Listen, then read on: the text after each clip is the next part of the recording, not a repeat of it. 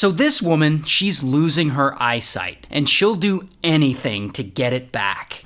So one day, she hears about this famous spiritual faith healer in Brazil, and she thinks maybe he can heal her eyes. So she travels to Brazil with some friends, and they get there, and she meets this faith healer, and she has a session with him, and he has her sit down in a chair, and he tilts her head back, and then he pulls out a scalpel, and he starts cutting right into her eye.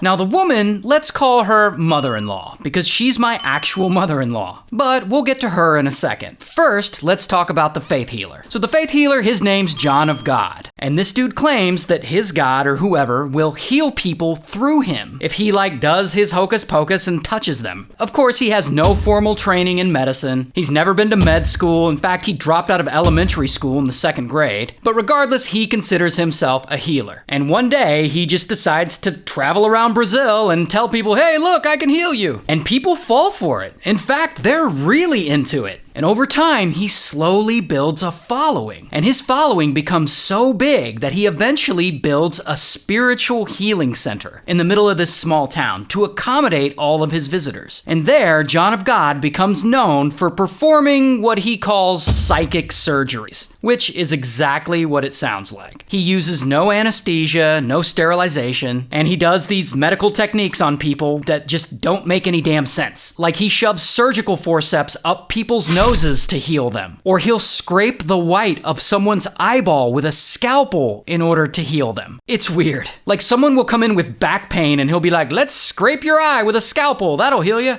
But anyway, he claims this works. He claims that he's cured people's cancer. He claims that he's healed multiple sclerosis. He claims that he's helped people walk who couldn't previously walk. And while he's doing all this, he allegedly doesn't take any payment for all these healings. But he does, of course, accept donations. And he sells things to his followers, like special healing pills that are just placebo. And he also sells, and I'm not making this up, bottled holy water.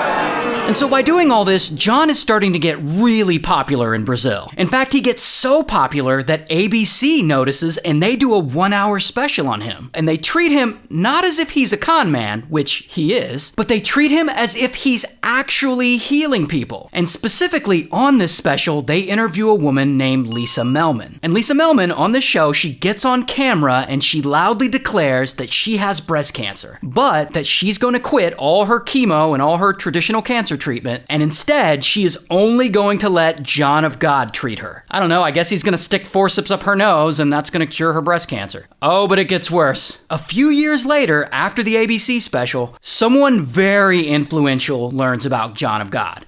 Oprah. And Oprah decides she's going to investigate and she's going to see herself if any of this is real. So she travels to Brazil and she spends a bunch of time with him. And she dedicates several episodes of her very popular TV show to praising him and his work and all these people he's allegedly healed. She even has Lisa Melman come on one of those episodes. And miraculously, Lisa claims that her breast cancer is now gone. She says her sessions with John of God cured her. And Oprah and her audience, they applaud this. But then, 2 years later, sadly, Lisa Melman dies. It turns out her breast cancer hadn't actually been cured. She just thought it had because that's what John of God told her. In fact, when she stopped her treatment, her cancer got progressively worse, and she was apparently in a lot of pain when she died. Of course, Oprah never gets on TV and mentions that part. Regardless, the damage has already been done. Oprah has endorsed John of God on her show twice and exposed him to an international audience. And from there, his business just explodes. People are flying in from all over the world trying to get healed by him. At this point, at his spiritual healing center, he's healing over 10,000 people a month. And he's making bank. He's getting tons of donations. He's selling trinkets and bottled holy water and those placebo pills left and right. And he's making more money than he's ever made. Allegedly, he's making over $14 million a year just on those pills alone.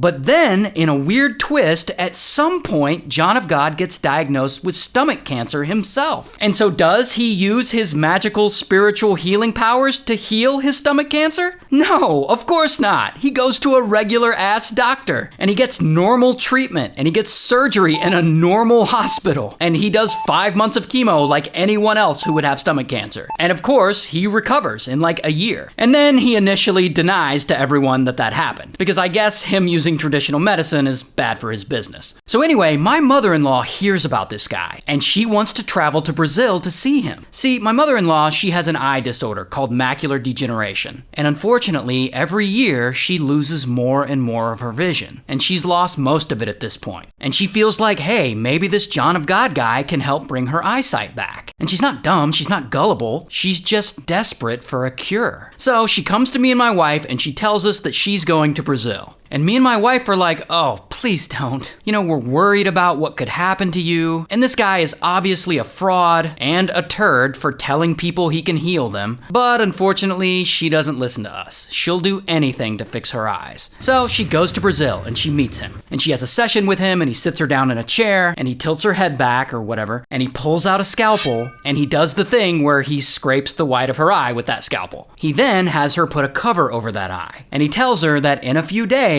she can take that cover off and her vision will be healed. Somehow, in both eyes. Meanwhile, me and my wife are there in the US and we're just waiting to see that when that cover comes off, if her vision is actually healed. Now this is where the story goes off the rails. You aren't ready for this. Around this same time, a Dutch woman named Sahira, she's struggling with some mental trauma. And she sees this guy on Oprah's TV show, this guy named John of God, who claims he can heal people. So she's like, hey, maybe he can help heal my mental trauma. So she flies to Brazil and she shows up to the spiritual healing center and she waits in line and she sees him a couple of different times. One of those times she sees him, something exciting happens. John of God offers her a private consultation and she's super excited. So she waits until everyone's gone and then he invites her into his office. And while she's there, he takes her into the bathroom and he makes her hand touch him inappropriately. And afterwards, she's like, that was weird. And like, I don't know, maybe that's just part of the healing process. So she goes back later for another private session with him. And this time, when they're alone, he takes her into the bathroom again, and he straight up essays her, like with a hard R.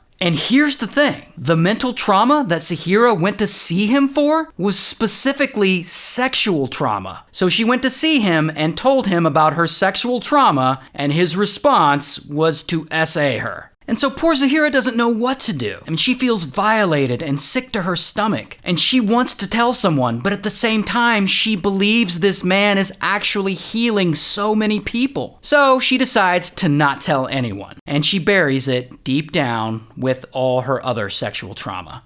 Until 4 years later, the Me Too movement happens, and Sahira finally finds out she's not alone. So she posts about her experience with John of God on Facebook, and then she gets invited onto a Brazilian TV show to talk about it. And there, on that show, she meets a dozen other women, all who say that John of God essayed them too. And this TV show airs, and suddenly, all of Brazil knows about these accusations, and everyone's talking about it, and bam, more women come forward. And so in response, the public prosecutor's office for the state, they're getting tons of accusations from a lot of different women. So they set up a hotline and an email address specifically to receive all of these accusations that they're getting about John of God. And in the first day that hotline goes live, nearly 200 women come forward saying John of God essayed them. And then in the weeks that follow, even more women come forward. And eventually, that number of women who claim that John of God essayed them is over 600. And of course, John of God denies this. He claims that all 600 of these women are lying. But then, his own daughter comes forward, and she claims that he had essayed her too, from when she was the age of 9 to 14. He would tell her that he was healing her, but instead, he would essay her. And she said that he finally stopped essaying her when she was 14, because that's when she got pregnant by another man. And when he found out that she was pregnant by another man, he beat her so hard that she lost the baby. In fact, his daughter said, and I quote, "My father is a monster." So anyway, all of this becomes public. And police are like, all right, it's time to get him. And they issue an arrest warrant for him. But John of God, he ain't going out easy. He immediately withdraws $9 million from his various bank accounts. And he goes on the run, and no one can find him. He's just hiding out somewhere, like he is gone. But about a week later, I guess the pressure is just too much for him. Like he knows he's fucked.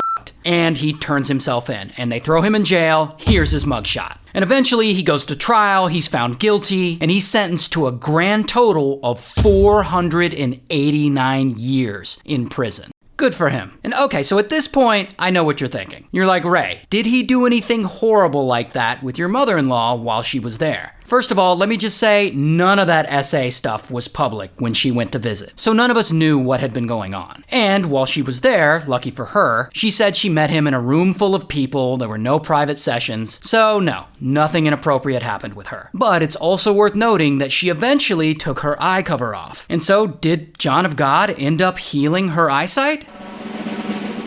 No, he did not. Shocker. Shout out to Brazil.